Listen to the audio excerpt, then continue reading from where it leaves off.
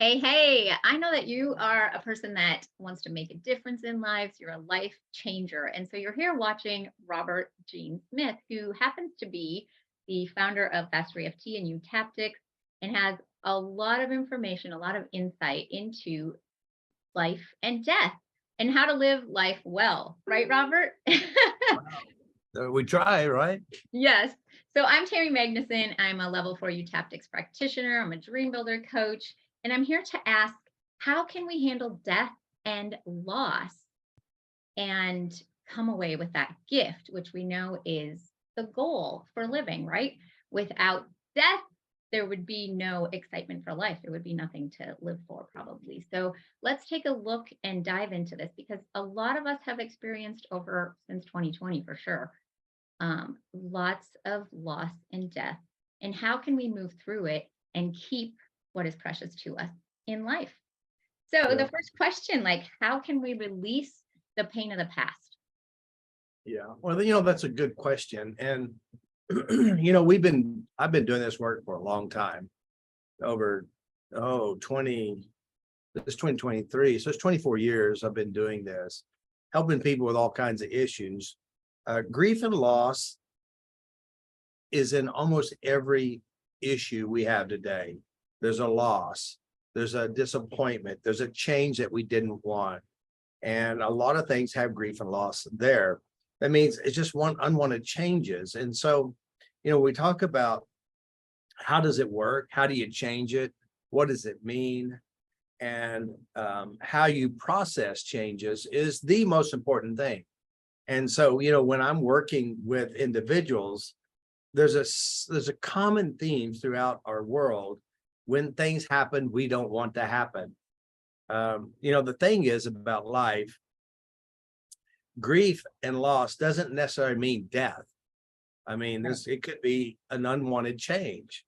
There's a loss. I've lost my innocence. I lost my front teeth, fell down, broke my front teeth. Now I feel like I'm ugly. No one will ever love me or will like me.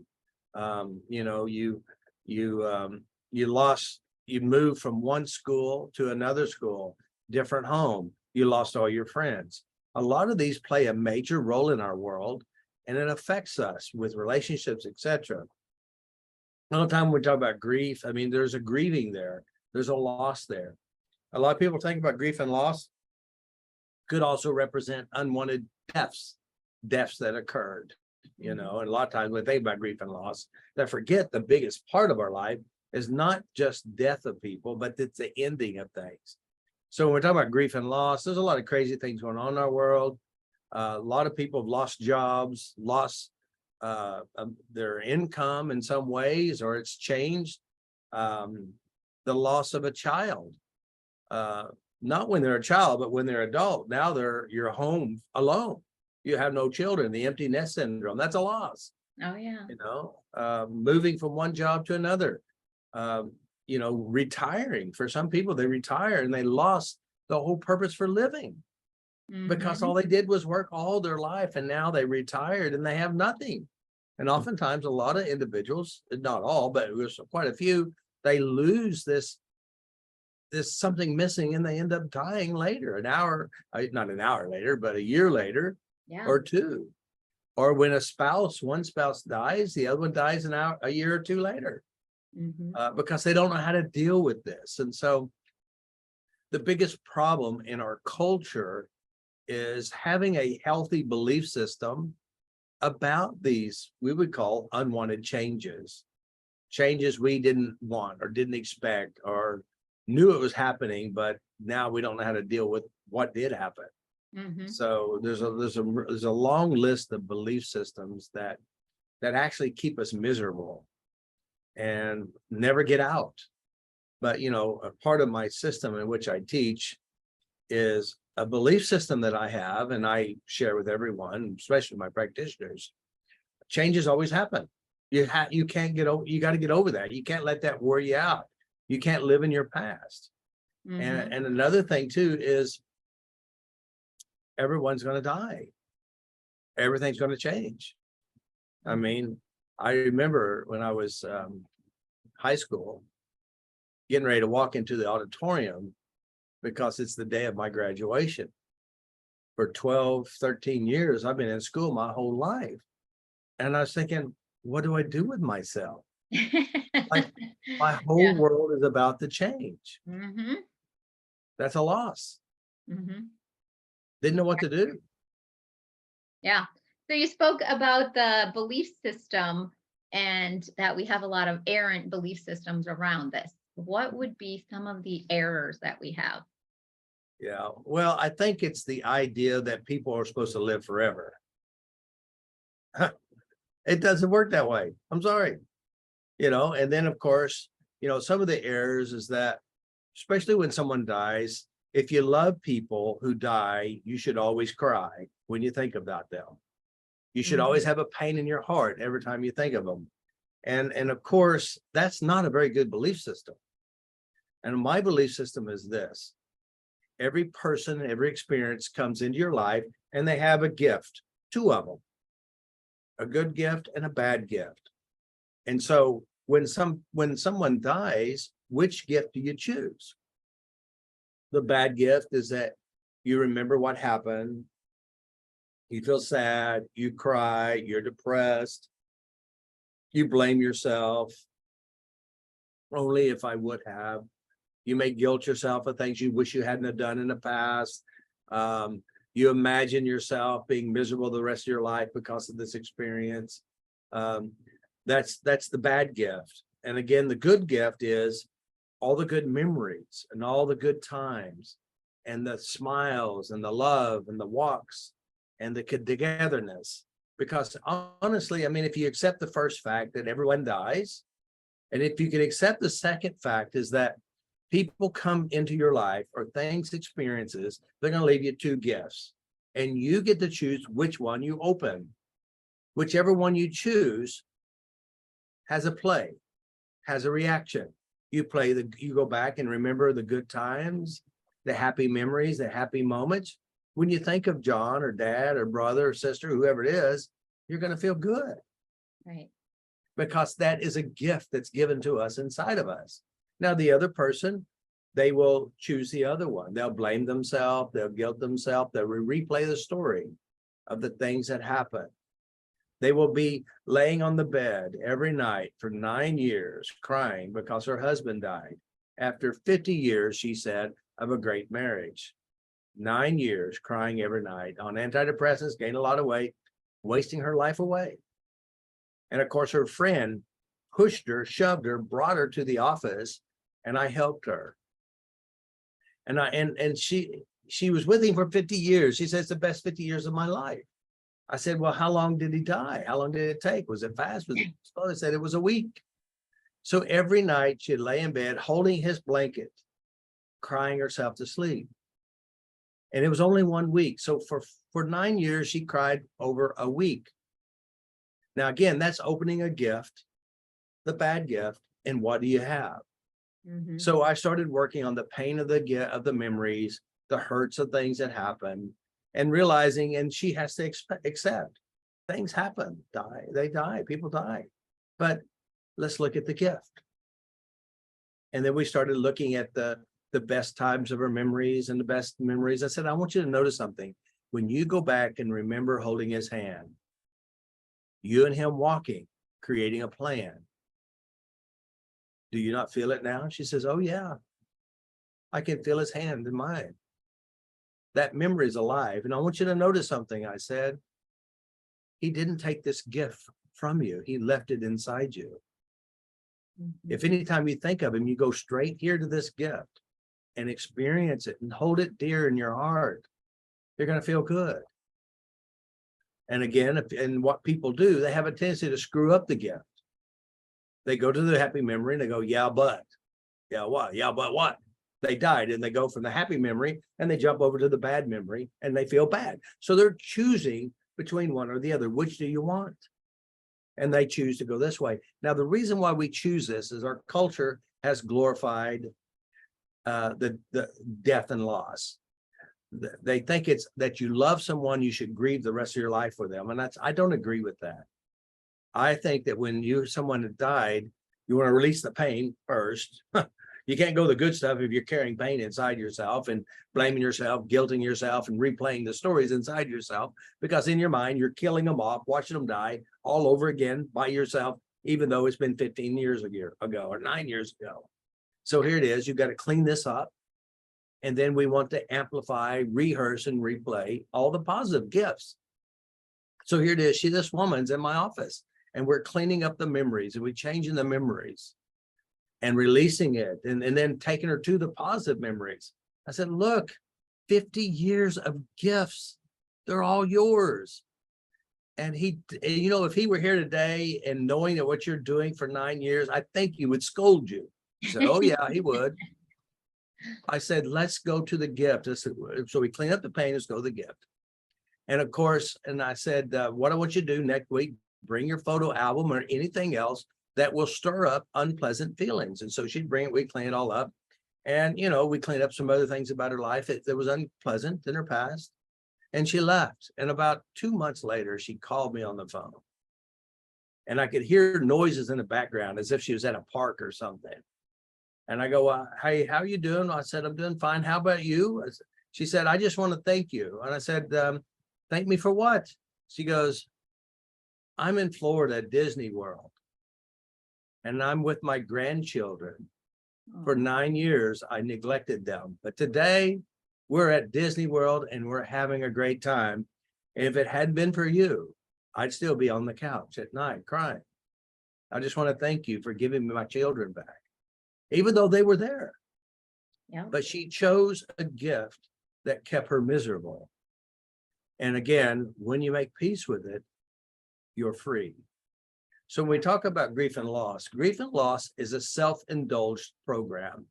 That means you're doing something inside yourself to torment yourself.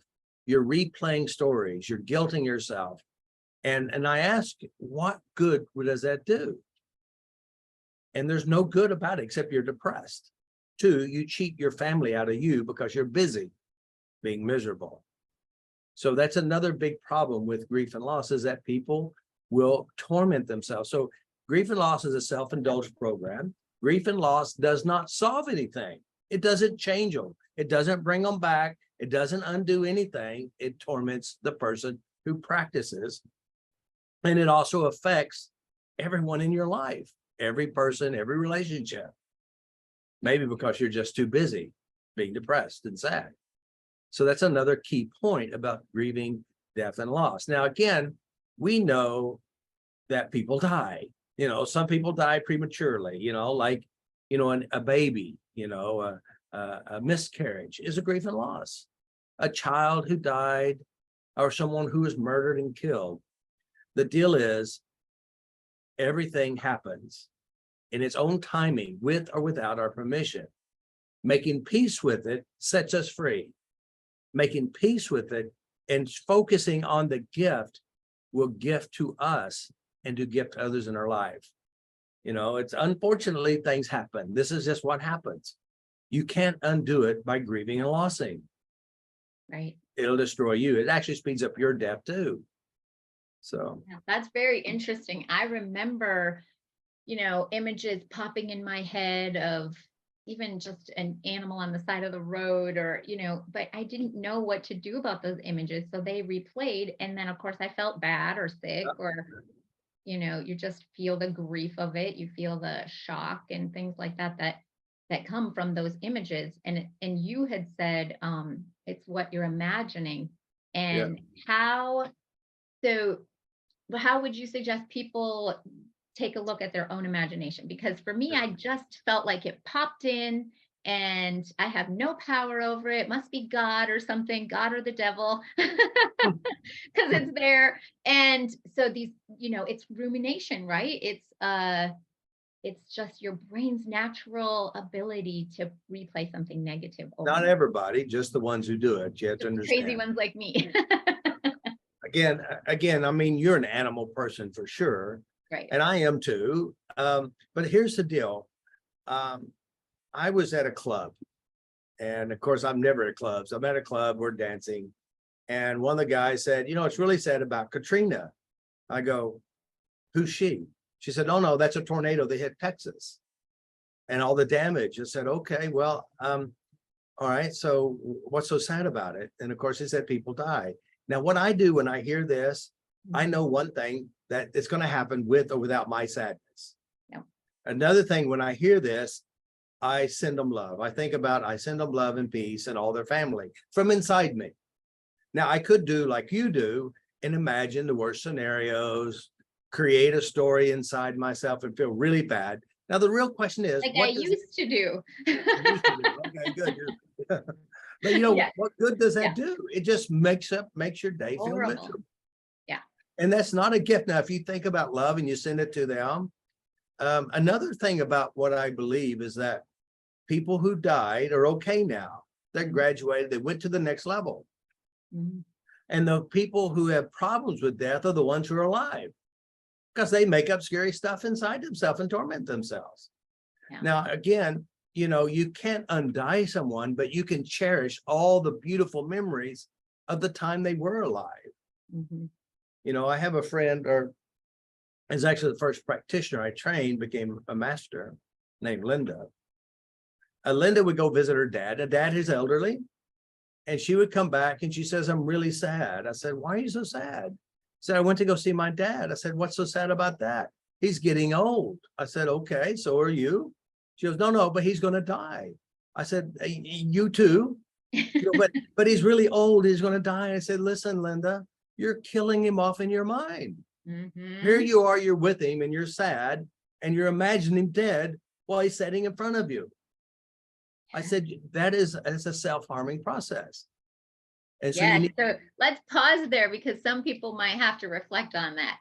There is an insight here that a lot of people don't realize when we imagine the future and it's in a light of something that we don't want, right? And then we start to feel bad and we start to have, and we disengage from a relationship that is alive, right? yeah, So hopefully everyone's picking that up, because if if we're with someone and we're imagining the worst case scenario, we are going to behave differently with that person, not only not being present, but we're right. harming ourselves with We're those. tormenting ourselves. Yeah. And you're also checking out. You're not even with the person who's alive, Yep. that you're killing off inside your mind. And I said, "Linda, you need to make peace with death. You got to make peace with this, because while you're spending time with your dad, you're not even there. Mm-mm. He's in the grave while he's sitting in front of you. You've got to stop doing that." So tap on that, change how you represent it. When I say tapping is a process we use to update memories. Tapping won't solve your problem, but it'll help you change memories, which is the cause of your problems. So knowing how to update yourself, relax yourself, update the memory, create a healthy belief system, creates a healthy future and a healthy relationship with yourself and people outside you. So the odd thing about her father, Linda actually died before he did. That's a bizarre thing. So she was anticipating his death, and she had ended up, she didn't like doctors. She didn't want to go see doctors, and she ended up having cancer and she died. And it was it had an emotional impact on me. But when I think of Linda, I don't think about her death. I think about, I said, "Hey, Linda, I got a problem with this person. Will you help me?" She said, "No problem, Mr. Smith. I'll go take care of it right now." Aw. And of course, and how she's my number one cheerleader back then. She pushed me to do what I'm doing today. I was giving seminars there at a local church every Tuesday. And she said, "People can't come every week to your training. You need to start doing it on the weekends or during the week at a hotel somewhere." And so it's her fault that I'm doing this, and I'm helping changing the world. So it's, I think highly of Linda. I don't have sadness. I think I have love. I have good memories of her. Yeah. I mean, I've had my friends die. She's one of them. I had my parents die. All of them but my grandmother, who's 96, I believe, and she's still alive. And she was 34 years old when I was born. So again, we go through this, but again, it's the gift. What's the important part? Mhm. What are you focusing on? What are you doing inside yourself? Now, again, if you remember all the beautiful gifts and the beautiful times that is inside your heart, mind, heart, that's a gift that'll bless you. Right. And if you give that gift to your children and grandchildren, it's from them. Mhm. So that's another bizarre thing about grief and loss. You know, it is sad. Be honest with you, it is sad, but I don't feel sad. It's unfortunate that people die. Unfortunate there's mean people that hurt people and they die. Mhm.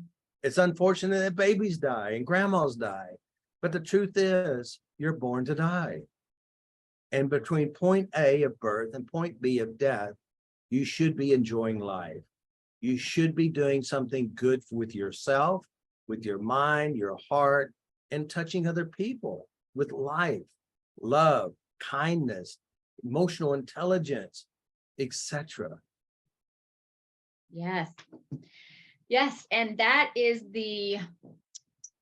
the point maybe of death, is that we do have a point A and a point B. Yeah. And so what do we do with this that gives back, that gives life, and that leaves a gift of lovely presence from our life, right? And Mhm. people can choose that, Yeah. and how it passes on as a legacy as well. Yeah. So I know I'm really grateful. I just didn't realize all this imagination that I was doing was like harmful, I guess, and I just didn't know what to do about it. So I appreciate the thoughts, like what comes in through, like when someone tells us a story, how we can kind of stop it before it hits the body, Mhm. Mhm. right? Yeah. And we can say, oh, rather I'm going to send love, or I'm going to Mhm. imagine the connection that happens through this Right. scenario. Yeah, I think another thing too, there's different variances of especially when we talk about grief and people dying in our life.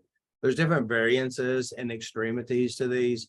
Because Right. say, for example, you have your dog, you have your dog, you wake up in the morning, you and your dog eat breakfast together, you and your dog take walks together, you and your dog do all these things in their daily life. This is a daily part of your life. Now, when the dog dies, that pain could be even bigger than the death of your mother.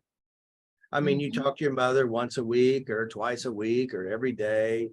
Uh, you don't spend as much time with your mother than you do with your dog, because your dog is a major part of your life. You've connected in so many areas of your life. Now, one of them will be stronger. Now, if Uncle Joe dies, you love Uncle Joe. You talk to him every Christmas. But Uncle Joe is not in your daily thoughts in life. But if he dies and you make up stories, you imagine things, you create stuff, then Uncle Joe could be strong too, Mm. because this is a skill, an internal skill of self-torment. Mhm. Sularu was one of those people. She said, I could go to a funeral. I didn't even know him, and they thought I was the grieving widow. I was crying so much. And, Yeah. and I said, well, what happens is people build what you call accumulate a lot of references of death. Yeah.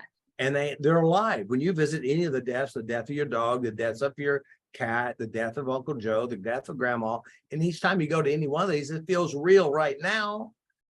And so they will go to a funeral, they'll just pull up their encyclopedia of grieving and losing, and they could be the grieving widow, and yet they didn't even know the person, because this is a process, a belief system, and a program that they're using. I don't recommend doing that. I Right. mean, but you can, but it doesn't fix anything. And I wish crying would make it go away. It doesn't. It just oftentimes make it bigger, bigger, and bigger. But what does help make peace with it is knowing how to adjust the memories that we hold inside of ourselves, the pains that we hold inside, making peace with that. When I say make peace, change the memories where they don't bother you. Change the memories where you only remember the good memories of that person. So that's another key that is so incredibly important to honoring people who have graduated and moved on. I'm going to die. Everyone who's watching this will die. But I think my death will be a surprise. I won't even know it happened until it happened, because I'm busy living my life. I'm not worrying about my life, my death. I know it's going to happen. And, I have people who die. And they said, well, how do you deal with it? I said, make peace with the pain, keep the happy memories. And I pretend like they went on vacation and I'm going to catch up later. That's Yeah. what I do. Now, I know logically they're dead, Right. but in my mind, they're alive. I have all those memories. Right. And I keep those memories dear and true to my heart, because it's honoring that relationship that I had with them. And the bizarre thing is, if I keep it positive inside me, those happy memories, that means I'll give it to someone else. Mm-hmm. And of course, the woman who came to see me, and she walked in the door, she says, I can't find my mother. I can't find my mother. And I said, where did you see her last? At the mall? She said, no, no, no. She's been dead for years. I said, did they steal her body? She said, no, no, no, it's still there. I said, what do you mean I can't find my mother? I can't find my mother up here. And I go, well, did you ever experience your mother? Do you ever spend time with her? I said, oh yeah, she was my best friend. But she has no memory. She can't find memories of mom. And I said, well, how? So 10 years she died. She said yes. And I never cried since. I didn't cry that day. So what she did is she figured out how to categorize, throw the memories behind the wall, put the blank wall up, and find no mother memories. Because if she did, she would cry. And it could even ruin her good memories. So that day she did cry. We made peace with her death. And she found her mother. It was all inside with all the happy memories. I said, listen, your mother gave you those gifts. Yes, she died. It's a part of life.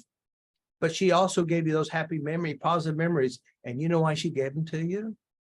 So that you can experience and share it with her grandchildren. And I said, I venture to say, you probably have a couple of those girls of yours, probably kind of has that mama smile. She says, they do. Mm. And I said, that's the whole reason of life.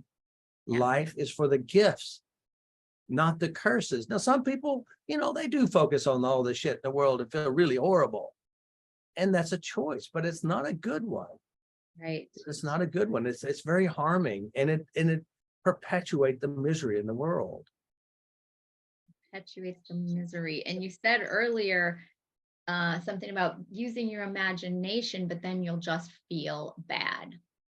Yeah, they just, what happens, they'll make up the story inside their head, imagine a worse scenario just to feel bad for no reason. Mm-hmm. And that's what people do. Yeah. Or, another thing is really a sense of emotional suicide is like, for example, Deirdre, for example, she lives in Ireland, and her father was, I don't know, he's in the 70s, maybe 80s. And he was drinking, and he went to the bridge, put a breeze rock, a big old heavy rock, tied it to his body, he threw himself over. And she's been grieving for 10 years over this, And of course, what people do is they go and try to imagine what the person was feeling. Yeah. And why they did that. Now that's emotional suicide. And the weird thing is, she actually in her mind saw him jump over the bridge and kill himself. And she wasn't there. Right. Wasn't there at all. So she made up a story to torment herself. Yeah. And once we made peace with that, and of course, the water was an emotional experience, but also remember, Dad did what he did because he didn't know how to deal with it. Mm-hmm. When we torment ourselves with grief and loss, it's because you don't know how to let go of it. And it's the torment and the grief and loss why people kill themselves. Right. And that's a bizarre thing, is that we don't want to practice that. And we need to learn how to update those reasons why we torment ourselves. And then she had a memory. As I said, well, Deirdre, listen, you weren't there watching it. Won't you make it different? So he put on, I said, put on what, black Speedos, and he jumps in, and you'll catch him later on vacation. And her mind went straight to a memory when she was a small child, and her father was in the ocean with her, teaching her how to swim. Oh. Now it went to a positive emotional experience. Yeah. I said, keep this one. That's Right. okay. That's okay now. Yeah. And that's I think what people think is, well, I can't imagine these good things because I would be fooling myself and lying to myself. But Deidre wasn't there, and we aren't there for a lot of death, but we do a lot of imagining around it, and it does hurt us. We do a lot of thinking like those poor kids or that poor mom or that poor dad, and we imagine the whole scenario, but we don't know, but we're using it to hurt ourselves. Mhm. So it's okay to use your imagination to help yourself. And to help other people too. And help other people. Yeah. We have Yeah. great imaginations. Yeah. And unfortunately, the nature of us is to imagine the worst, but we don't have to. We don't have to be bound by that. So it's very important, especially if you're out there and you and you have a lot of grief, you have a lot of loss, and it doesn't necessarily have to be death either. Unwanted life changes. There's a lot of grief and loss with that too. I mean, I train people how to make peace with this. I mean, Tammy's a practitioner of mine. She knows how to do this. There's a lot of people, if you only make peace with this stuff, your health will get better. You'll impact your world around you with whoever it is, whether it's your children or partners or work colleagues. It's a sad thing to feel sad when you could be feeling glad instead. So don't waste your time on the bad stuff. Release it, change it, transform it, and focus on what you want.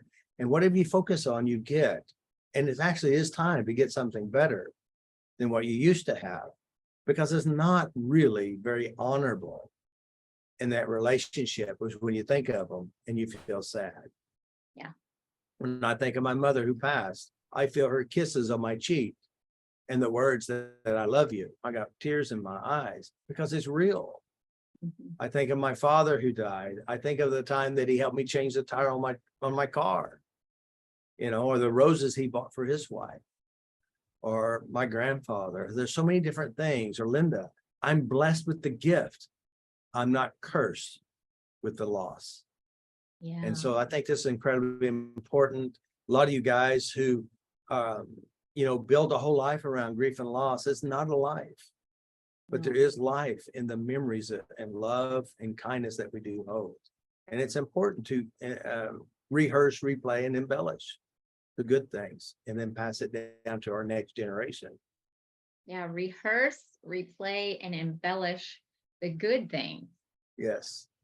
That's what Yeah. we did with bad stuff. Might as well do it with the good stuff. You can feel better.